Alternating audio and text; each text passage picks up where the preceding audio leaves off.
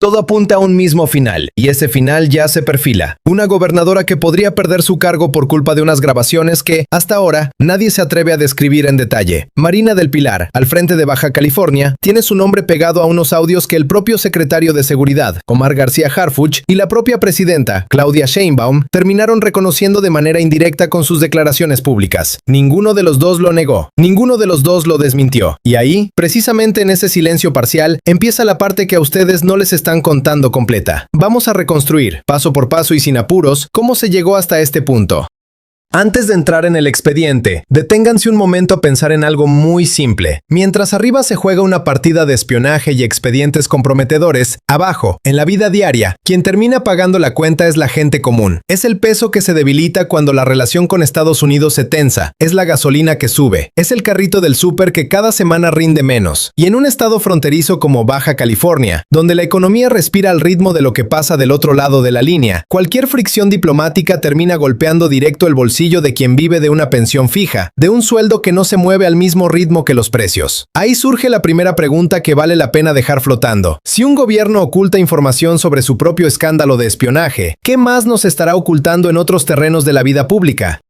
Ahora sí, regresemos al origen de todo esto para entender cómo se fue armando la historia. Los primeros indicios salieron a la luz a través de dos fuentes, el canal Pulso Azteca y el portal ADN Político. Fueron ellos quienes empezaron a tirar del hilo. Poco después, el secretario de Seguridad, Omar García Harfuch, habló abiertamente sobre actividades de espionaje por parte de agencias estadounidenses operando en territorio mexicano. No lo dijo en privado, no lo dijo entre pasillos, lo dijo frente a cámaras, en un espacio público. Y lo llamativo es que la presidenta Claudia Sheinbaum, en sus propias apariciones, terminó respaldando esa misma línea. Fíjense bien en ese detalle, porque no es menor. Cuando dos figuras de ese nivel confirman algo en público, y no en lo oscurito, generalmente es porque ya no había forma de seguir tapándolo.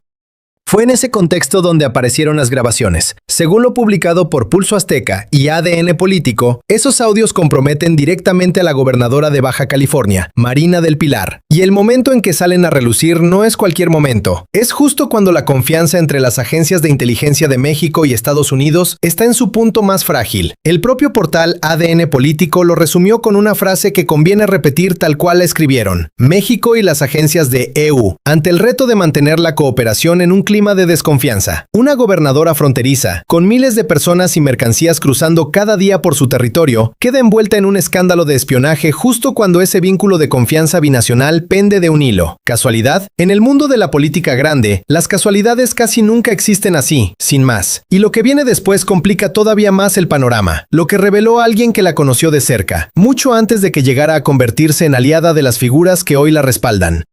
Ese alguien tiene nombre y cargo, Jaime Bonilla, quien también fue gobernador de Baja California. Bonilla declaró públicamente sin rodeos que Marina del Pilar es una protegida del 4T desde los tiempos del sexenio de López Obrador. Y esa frase, dicha por quien ocupó el mismo puesto que ella antes, abre una grieta incómoda. Si alguien fue protegido durante años, cabe preguntarse de qué exactamente se le estaba protegiendo. ¿De investigaciones internas? ¿De su propio partido? ¿O de este mismo escándalo que hoy empieza a destaparse? Ahí aparece algo que llama la atención. Por un lado, la presidenta y el secretario de Seguridad señalan con firmeza a un enemigo externo, Estados Unidos y su presunto espionaje. Por otro lado, sobre el contenido real de esos audios que comprometen a una gobernadora, no hay una sola palabra oficial. Silencio total puertas adentro. Y entonces surge otra pregunta que no tiene una respuesta cómoda. ¿Por qué resulta más sencillo señalar a una agencia de inteligencia extranjera que explicar, con claridad, qué es exactamente lo que quedó grabado en esas cintas?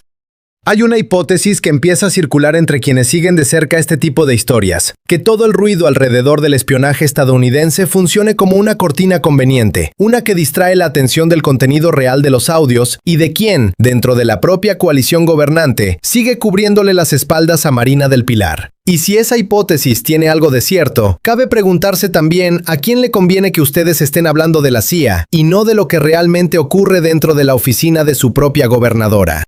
Bajemos esto a algo más cercano, más de todos los días. Imagínense por un momento que son un jubilado en Tijuana o en Mexicali, toda una vida pagando impuestos, esperando que la pensión alcance, confiando en que los recursos del Estado se destinan a lo que deberían, hospitales, calles en buen estado, seguridad real para la familia, y ahora se enteran de que, posiblemente, parte de esos mismos recursos y de esa misma protección institucional llevan años puestos al servicio de resguardar a una figura política, y no al servicio de la gente que paga con su trabajo trabajo diario. Antes se prometía transparencia, una nueva forma de gobernar distinta a lo de siempre. Ahora aparece, otra vez, la misma sombra conocida, protección política y silencio. Para alguien de 50 años en adelante, los miedos que despierta todo esto son muy concretos. Medicinas y productos básicos que pueden encarecerse si la relación con Estados Unidos sigue deteriorándose. Nietos creciendo en un entorno donde el combate real al crimen organizado parece quedar en segundo plano frente a los juegos políticos, y esa desconfianza incómoda sobre a dónde va realmente el dinero público del Estado.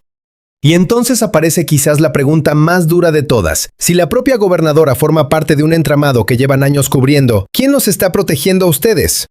De aquí en adelante lo que sigue es terreno de especulación, pero vale la pena plantear los caminos posibles, porque cada uno de ellos ya se ha visto antes en historias parecidas.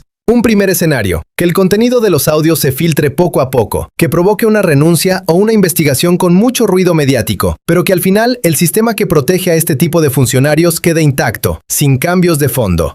Un segundo escenario, que todo se cierre por completo, escudándose en el argumento de la seguridad nacional a raíz del tema del espionaje, y que en cuestión de semanas el asunto simplemente desaparezca de la conversación pública.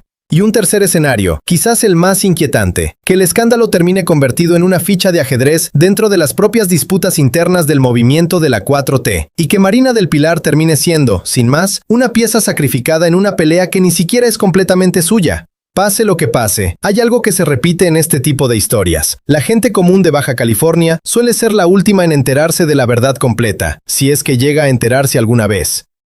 Y aquí queda esta historia por ahora, con más preguntas que certezas. Lo que sí queda claro es que dos de las figuras más poderosas del país confirmaron, con sus propias palabras públicas, que hay algo detrás de estos audios que compromete a una gobernadora fronteriza, y que el motivo profundo de esa protección sigue sin explicarse. Cada quien puede sacar sus propias conclusiones. Si Marina del Pilar realmente fue, y quizás sigue siendo, esa protegida de la que habló Jaime Bonilla, o si él debería respaldar con pruebas concretas una acusación tan fuerte. Es de esas historias donde uno termina preguntándose ¿qué haría en el lugar de esa gobernadora? O incluso, ¿qué haría si descubriera que, en su propia comunidad, alguien lleva años siendo protegido de la misma manera? Al final, con estos temas suele pasar lo mismo. Unos audios que hoy generan tanto ruido, y que mañana, sin explicación de por medio, pueden simplemente dejar de mencionarse, hasta que alguien, en algún momento, decida que ya es tiempo de que se sepa la verdad completa.